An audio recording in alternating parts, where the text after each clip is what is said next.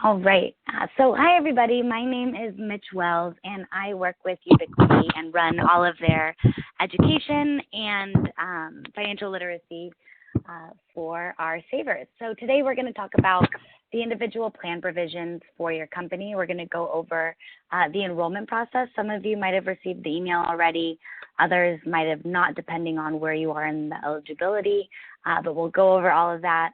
And then we're going to end with with the tour of the website. So once you do get enrolled with us and your plan becomes effective on August 1st, then you will feel confident and ready to get started saving. So first things first, I do want to tell everyone that, this time really is for you to ask any kind of questions that you might have, whether it's about this 401k, a previous 401k you might have, 401ks in general, whatever the case may be. This is a time for you to, get those questions answered so you can walk away feeling like you have a really great grasp on the benefit and how to manage it and, are eager and ready to get started saving. And I'll obviously pause for questions, but feel free to interrupt if anyone has any questions over the phone, or you can use the chat feature right here and just do it over chat as well. What you're looking at right now is something that you'll actually have access to once you get enrolled with us. This is your individual plan provisions. I'll show you how to access it, but it's basically how and when you can get started saving. So as I said before, your plan becomes effective as of August 1st. And there's no minimum age requirement, but you do need to have been at the company for at least a year before you can get started saving into the plan. So if you haven't been there for a year, even though the plan does become effective on August 1st, once you hit that 1 year date, I would say like 2 weeks before, you'll receive the welcome email, which I'll go over as well, and then you'll be able to get enrolled and start saving.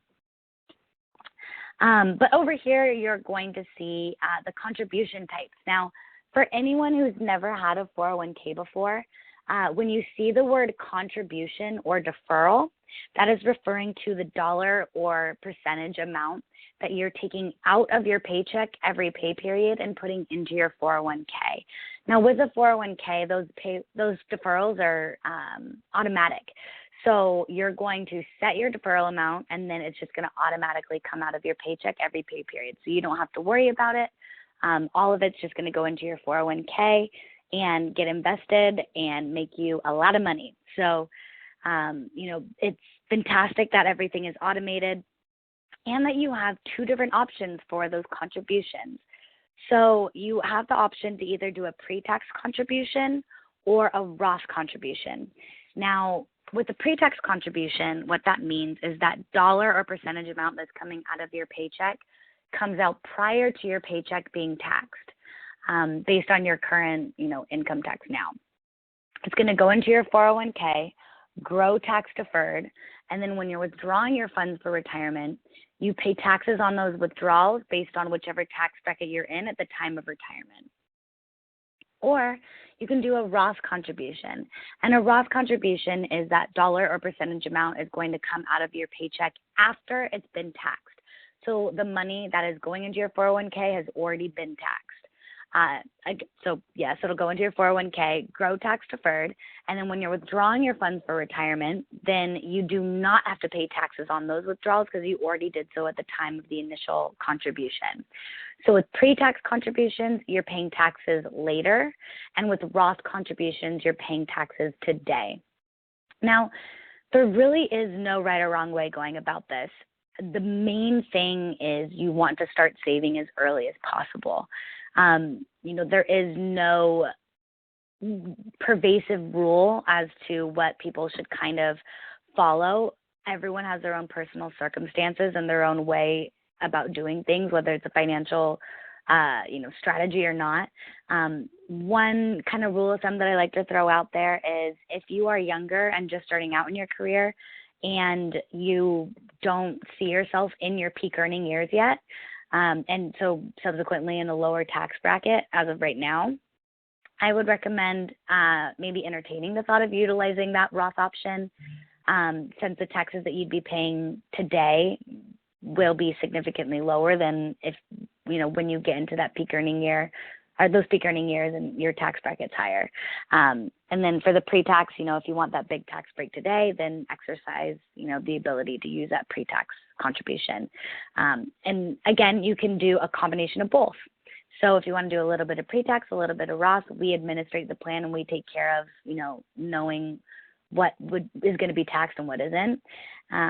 So you can also kind of play with that, and you can change your deferral amount every month. So any questions on how that works? Hey. Hi. Yep. Was there a question?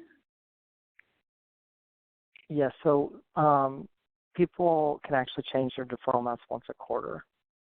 Oh, it's once a quarter? Yeah, once a quarter.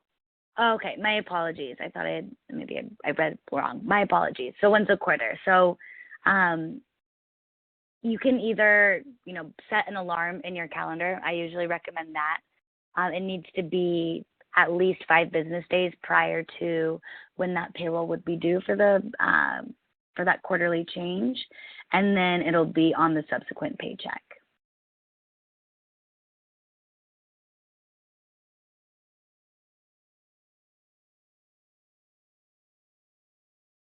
Any other questions?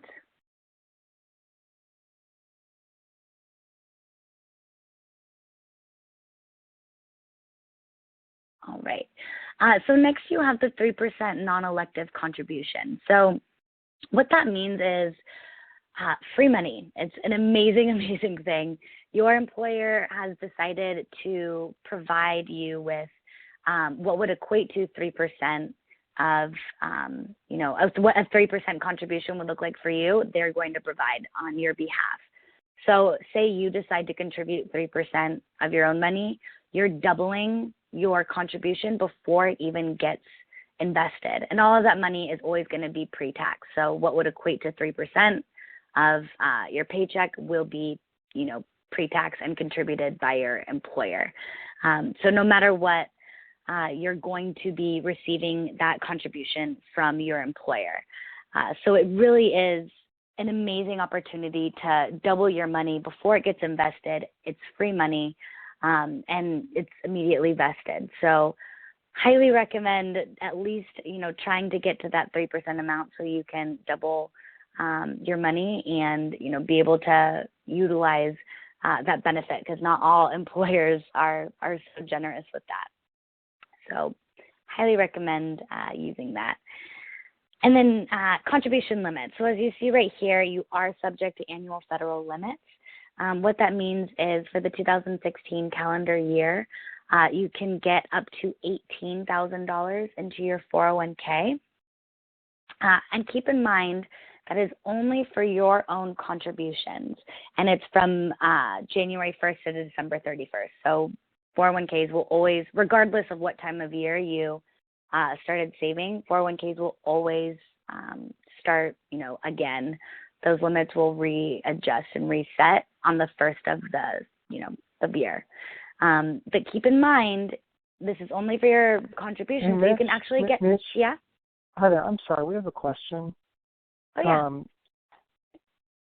You said something like go ahead and use it, referring to the 3% employer contribution. Could you clarify what you mean by that? Yeah. Oh, absolutely. Sorry. I meant it in that if you can double your money, then I would do that, meaning if you could at least contribute 3% of your own, contribute 3% as your deferral amount, then that means that you could go ahead and it would double your money before it even gets invested, since 3% is coming from the employer and 3% is coming from you. Okay, great. So just to clarify, the company contribution in this case does not require the employee to put anything in. So they're going to get the 3% whether they contribute or not. Correct. So they can contribute 0 and still get 3%. Exactly. It just needs to be that they are enrolled into the 401k. Right. So they just have to enroll. They don't have to contribute to get the 3%. I think that was a source of confusion, because you said you can double your money if you put 3% in, but the truth is... Correct. Yeah, exactly. They're going to get that 3%. I was talking specifically in regards to doubling your money before it gets invested. Okay. But they could put more than 3% in if they want to. Oh, absolutely. I'm just saying if or you less, could do at least. Nothing. Okay. Yeah. Exactly. Okay, so you're just encouraging, giving a target number. Got it. All right. Yeah. And then also keep in mind, in order to enroll, you do need to start out with an amount. You can't start out with zero. It can be $1, it can be 1%, but you do, in order to get enrolled into the plan, you need to contribute something. Okay, that we is have a one good more clarification. Mm-hmm. We have a question. Is there a maximum amount an employee can contribute percentage-wise compared to their salary? No, so it's just the yearly contribution. So that yearly contribution limit is what we were just going over, the $18,000 per year. And then if anyone's over the age of 50, you can do a catch-up contribution of an additional $6,000. But keep in mind that's solely in regards to your own contributions, your personal contributions. So technically you can get more than $18,000 in a year because you're getting those additional funds from your employer. There is a limit on those. On that, I think it's around 54,000 or between 52 and 54. But know that you can get more than $18,000 in. It's just going to stop you once it hits $18,000 of your own individual contributions. So basically, if I'm married and I file jointly, the limit is only for me. It's not for my spouse as well. Correct, because you're the only one who's contributing to the 401k. Okay. So it doesn't matter if I have a self-directed IRA or another Roth IRA somewhere else. We're only talking about this. Exactly. Okay, thank you. Of course.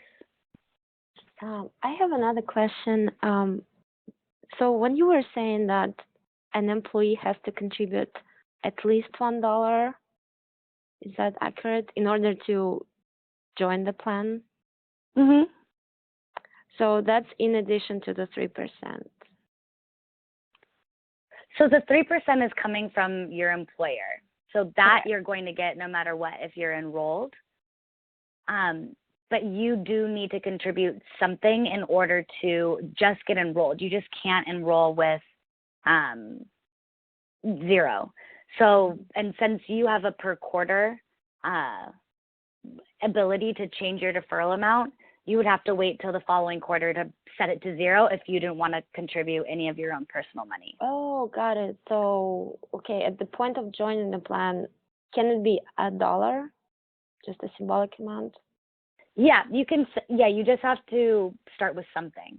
Okay, so for example, if I don't want to contribute anything, I can make it $1 and then change it to zero once 3 months go by. Exactly. Okay, thank you so much. Of course. And there was a question over chat. It was, can we choose a specific amount to put in the 401k and not use a percentage? Yes.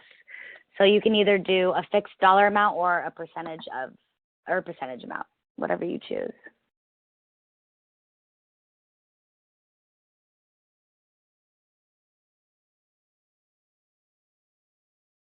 All right. And then I did want to go over how compound interest works. This is something that I get a lot from people, especially if they're younger or haven't started saving yet. The way that a 401k works is people think that because it has to do with investments and you're taking money out, that it's something that should be delayed or could be delayed because you're going to be making more money later in life and it's more difficult, using a paycheck and putting that money away, especially if you're already doing your own personal savings or have an IRA, whatever the case may be. But what I do want to let people know is, maybe try and change the way that you think about the 401k in terms of what's the most valuable thing here. Because in reality, it's not money. Your most valuable asset when it comes to your 401k is time.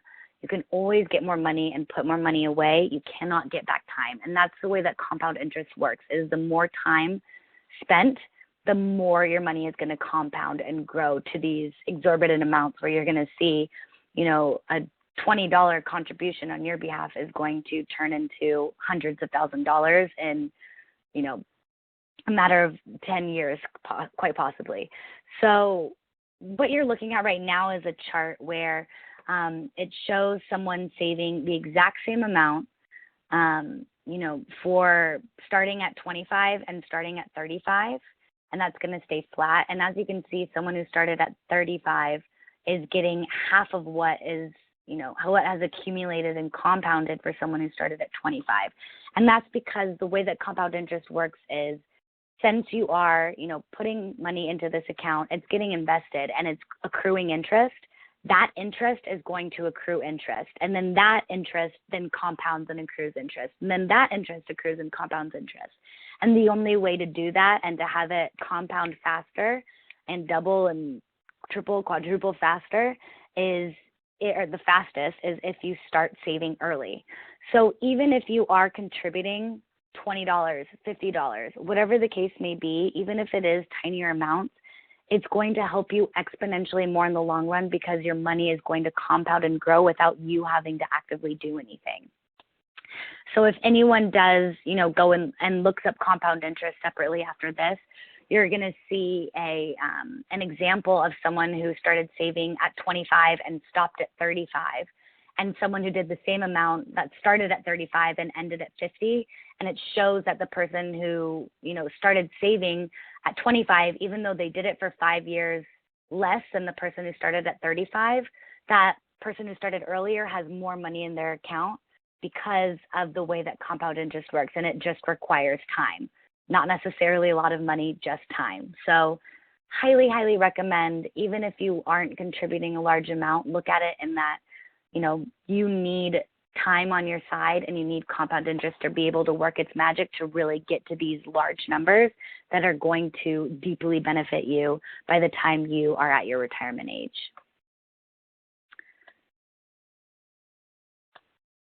Right. So lastly, on your plan provisions is this distribution section. So a distribution is essentially a withdrawal. So you taking out that money from your 401k or retirement account. You do need to wait until you are at least 59.5 before you start withdrawing your funds. If you start withdrawing beforehand, you're going to get hit with a 10% penalty fee, 20% in taxes. Depending on which state you're in, you could get hit with a huge state tax. So highly recommend letting it sit and marinate so you don't have to pay those taxes. But keep in mind that does not count if you are rolling over money from a previous 401k or IRA and rolling it into your current 401k or, rolling it out into another one. That you'll just pay a one-time rollover fee. But if you are completely withdrawing your funds, just make sure you're at least 59.5. So any questions on your plan provisions before we move on to the enrollment process?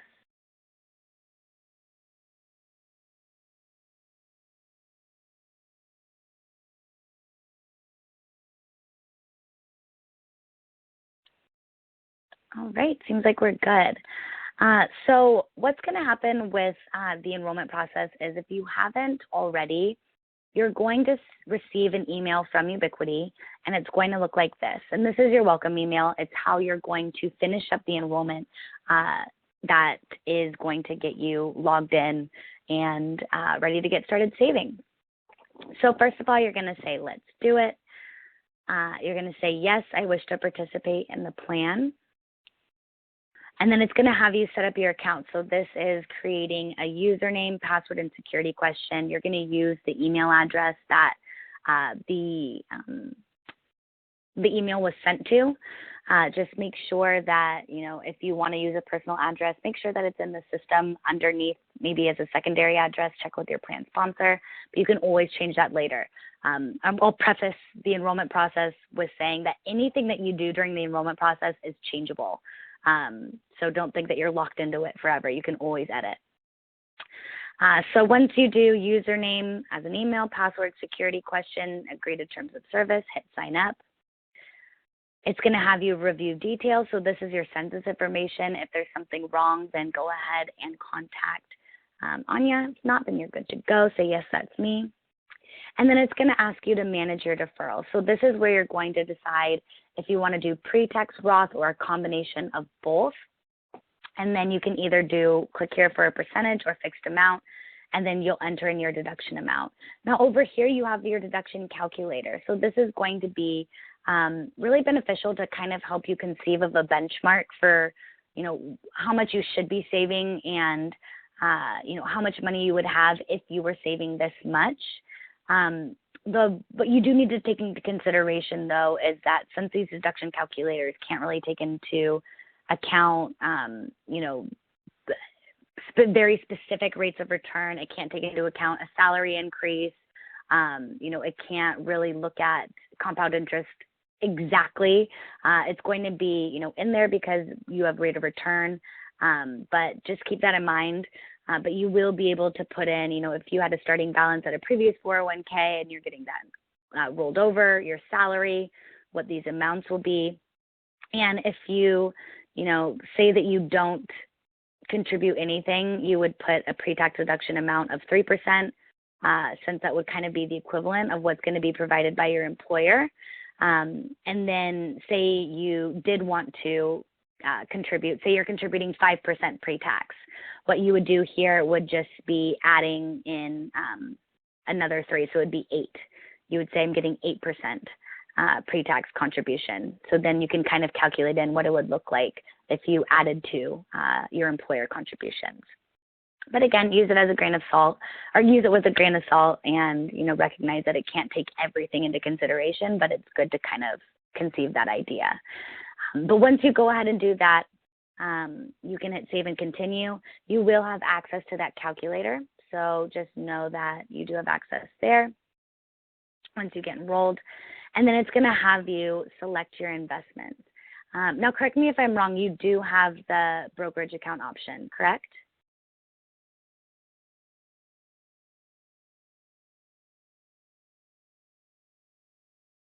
Can you Sorry, tell us more what you mean when you say the So brokerage account?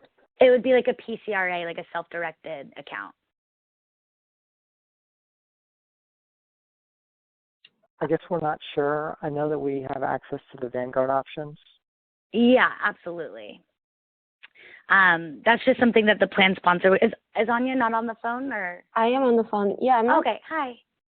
Hi. Do you mind telling me more, because this doesn't sound familiar, but okay. So it's basically where a participant can pay $95 and then open up their own self-directed account where they can choose whatever stock they want. I saw, I can only access so much with the plan sponsor side, and that's usually where the plan sponsor says something. But if you don't think that sounds familiar, then I don't think it doesn't sound familiar, so I would say okay. No. Okay, perfect. All right, so you're going to have these two options when you go through the enrollment process to decide what you want to do with your investments. So the first option is I'm not ready to decide, choose for me. And what that means is you're going to automatically be put in the default fund that your company has chosen for you, which is a target date fund. And the way that a target date fund works is we have your age. So we take your age and perceived year of retirement, and Vanguard has created this target date fund where in each individual fund is going to be actually multiple funds.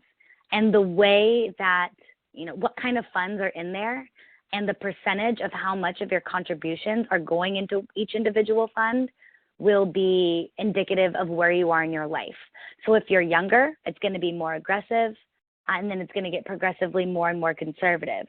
But the beauty of a target date fund is that you don't have to manage it, because Vanguard is going to continuously manage and update that fund option to reflect what's going to be best for you in your life. So technically speaking, you could just stay in that target date fund until you retire, because Vanguard will kind of handle everything for you and continuously update it if you want that kind of low touch experience with your 401k.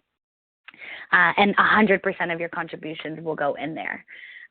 So this is great, again, for people who want a very low touch experience with investing, Or it's a great option for anyone who wants to self-manage their investments and wants to decide how their money is being invested, but wants a little bit more time to kind of go through each of their options, because you do have 30 funds to choose from in your fund list, and I'll go over those in a little. But you can change this at any time. It's not like your deferral amounts where you can only do it, once a quarter. This you can change every day if you want to. So that's incredibly helpful without any fees. So does anyone have questions on that default fund?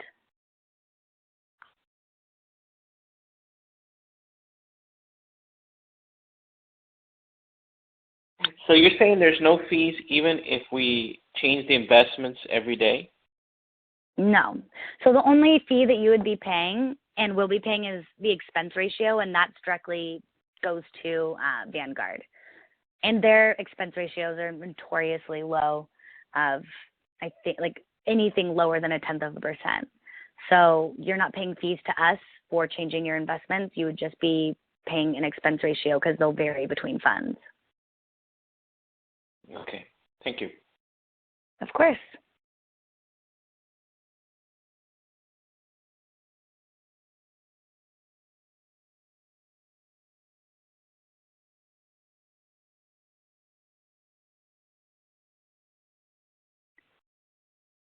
Any other questions?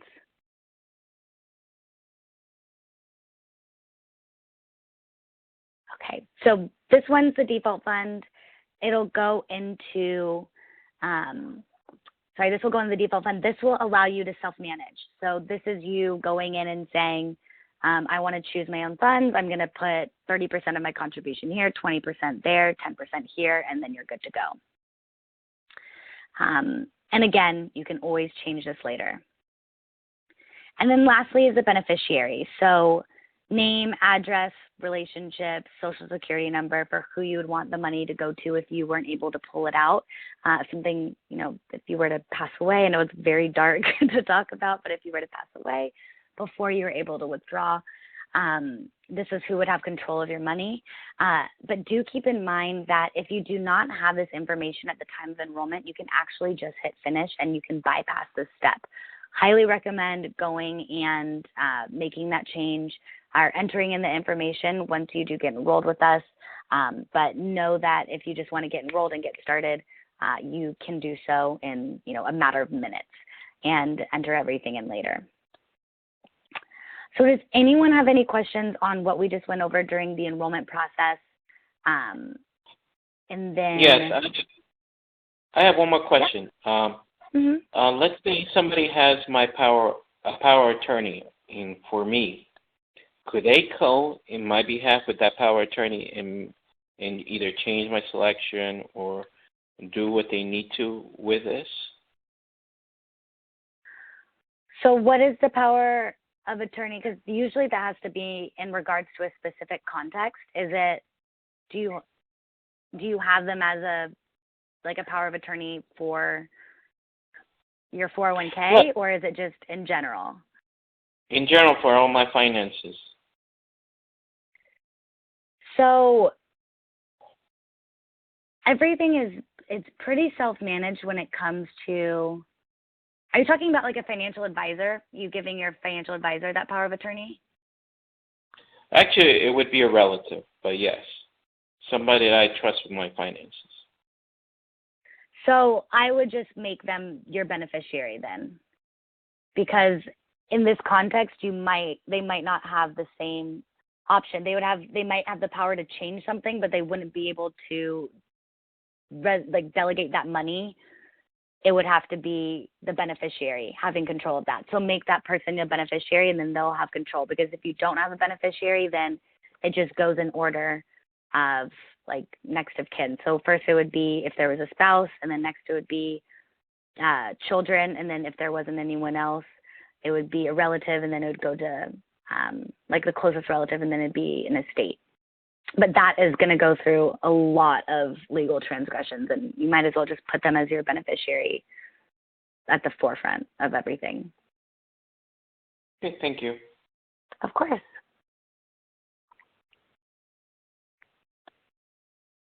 Anything else?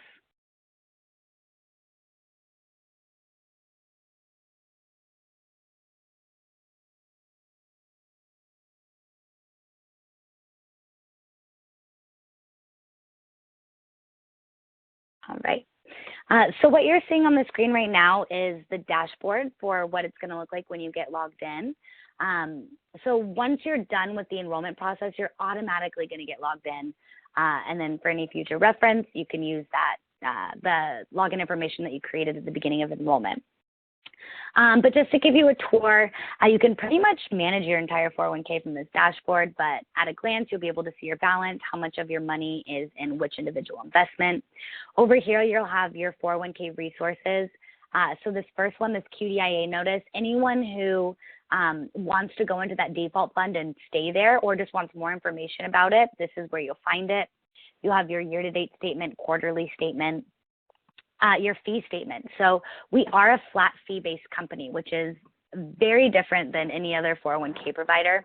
Instead of having asset-based fees where the more money you have in your assets, in your 401k, the more money you are charged, we are a flat fee-based company. So you're only paying $4 per month to participate in the plan. And that's not going to waiver depending on how much money you have in there or how much money you're making. It's always going to be $4 flat fee per month. And you'll be able to see how that comes out in these fee statements. And then you'll also be able to see a transaction report. So that's just going to be looking at any kind of transaction that you've made and have it all be consolidated in one place. And then over here, you'll have your deferrals, so you'll be able to see what kind of deferrals you're making, how often, and then your contribution history. Under profile, you'll be able to change your login credentials if you need to, where the notifications go, your address. But under 401k is where you're going to be doing the majority of your maintenance. So under overview, you'll have your plan name. All of that pertinent information that we went over in the beginning is going to be located under here. Manage deferrals. This is if you want to change that deferral amount, it's going to tell you that you can do it monthly right here. And then you can add in if you want to do the fixed amount or the percentage, again, whatever suits your fancy. Hit save. That'll shoot off an email to Anya, and then the respective changes will be made. If you want to double check, I would recommend doing so. And then next is investment allocation. So this is where you're going to be managing everything when it comes to your investments. So first things first, under investment allocations, say during the enrollment process you went into the default fund and you want to get out of it, or vice versa, if you went and self-managed and realized, you know what, I don't want to deal with this, I'm going to go ahead and just put myself in the default fund. You're going to go ahead and go to change investment strategy and then choose which one you want to go into depending on, it being the opposite of what you did initially. So I'm going to go into let me choose my funds, and then here's where you're going to allocate. So for example, say you went into the default fund during enrollment and you were in that default fund for 3 months. And then you decided, okay, now I want to go self-manage and, attribute and allocate 100% of my contributions into a variety of funds. So you're going to have, numbers right over here. Well, you'll just add in, okay, I want to do 30% in this one. I want to do, 60% in this one, and then 10% into this one. So now it will allow you to hit OK. It won't until all of that reaches 100%. And then you'll be able to change your allocations from that point moving forward. So from then on, your contributions will go 30%, 60%, 10% in those funds that you allocated those amounts to. Now, what's going to happen, though, is for that month, you had 100% of your contributions going into a target date fund. So you accrued money there, you accrued interest, hopefully it's good, but you're still going to have that money in that fund. It's still going to stay there and accrue interest and be invested in that fund, just your future contributions are not going to go there anymore. So you can either decide to keep that money invested in that fund and let it sit and grow in there, or you can go to transfers. And transfers is where you would go and take, you're essentially just changing money from one fund into another. It's kind of like taking money from a savings account and putting it in a checking account. You're just merely moving funds in between. So you would be able to see what the transferable balance would be between, if you do have any in the fund options.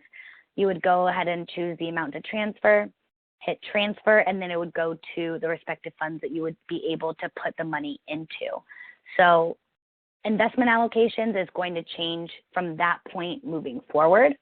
Your contributions going into what fund moving forward. Transfers is merely moving money in between fund options. And then you have rebalancing.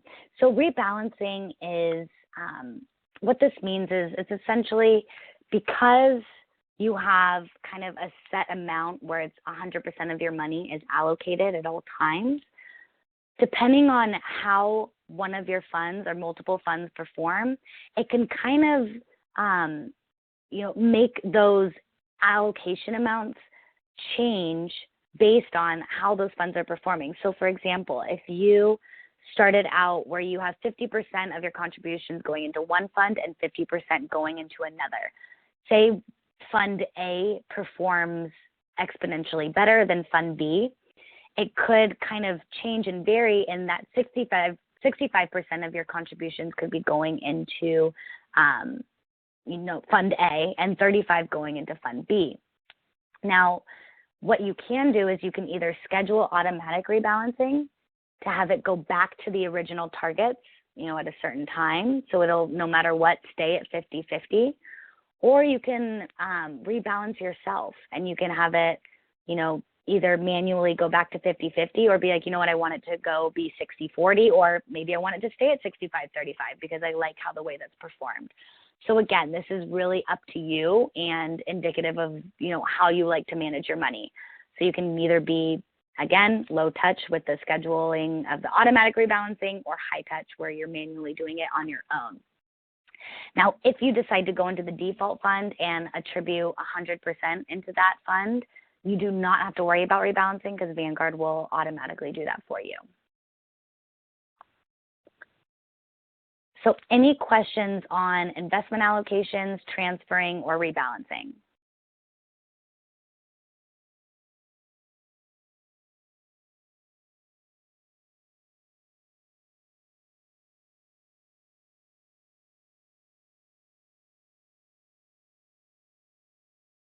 All right. Next, you have beneficiaries. So you are able to add, take off beneficiary, especially if you didn't do it during the enrollment process. Add it in there. And then lastly is a withdrawal. So if you are ready to start withdrawing from your funds, you can do that under this section. And then you have the Help Center. So there's a couple different ways for you to get support from us should you need it. First is going to be creating a ticket. So this is going to generate that internal email. You can either go through the Help Center or you can go through this envelope right over here. And this will be kind of like your inbox. Hit create a new ticket, subject, question, upload a screenshot if you'd like, submit ticket. We'll answer within 6 business hours, and we'll keep everything consolidated in here so you'll be able to see, when you wrote in, what you wrote in about, when it was done, etc. Or you can go ahead and give us a call. So right here we have our support line. Just make sure you hit option 2 for your employees. Since you are an employee, we do have a specific line for participant support only. So you're not calling into the same place that an employer is calling in, or an advisor or a partner. All the people who are on that team are dedicated solely to helping out our participants. So know that you have a specific line just for you. But that wraps things up on my end. We've gone over plan provisions, enrollment process, the platform. Are there any outstanding questions that you'd like to go over while you have me on the phone today?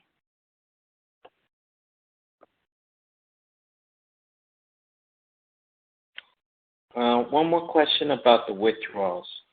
Mm-hmm. So you're saying that there's no loans against the 401k. So No. Are there any such thing as a hardship withdrawal in case something happens? Okay. There is not. So wherever you go with a 401k, whether it's this 401k or another one, you have to have the loan provision in your plan in order to do a hardship. So since you don't have the loan provision in this plan, if something were to happen and you did have to start withdrawing, you would need to look into what it would look like for a partial withdrawal, and that would incur the 20% in taxes and 10% penalty fee. So you can withdraw, you just need to, pay those fees and taxes. Okay, thank you. Of course.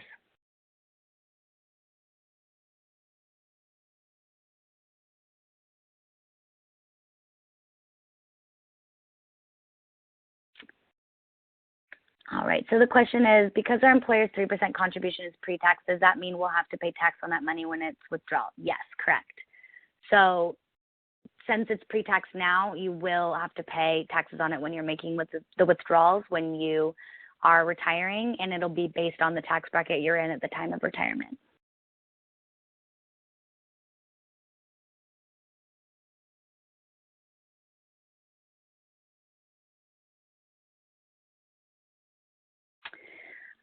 And then can we choose to, what was that?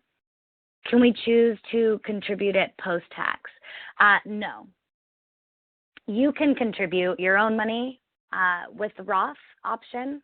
So you can choose to do Roth contributions from your own paycheck, but you cannot choose to have the employer withdrawal be Roth option.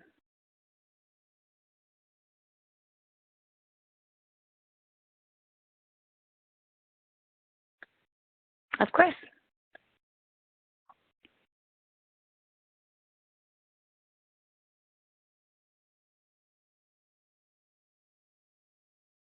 Anything else?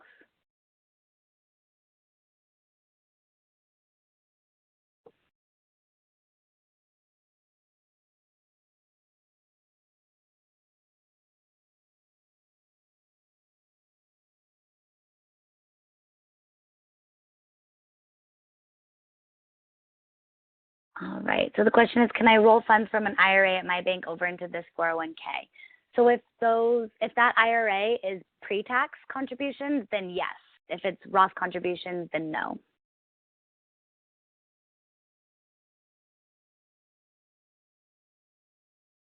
Of course, Rachel.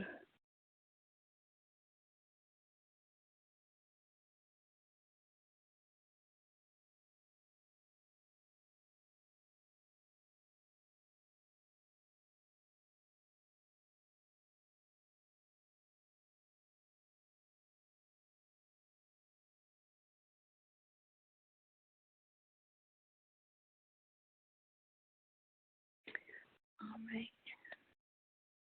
right. Yes, the recording will be available, and I will send it over to Anya when it's done populating. You got it.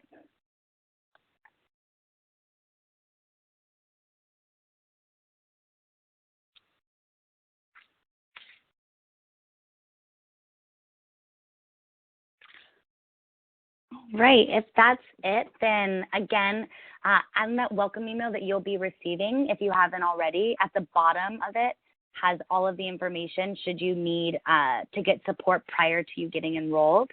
But I hope everyone has a wonderful day, and thank you for your time, and happy saving, everybody. Thank you. Thank you. Of course. Bye. Thanks so much. Of course. Have a good one.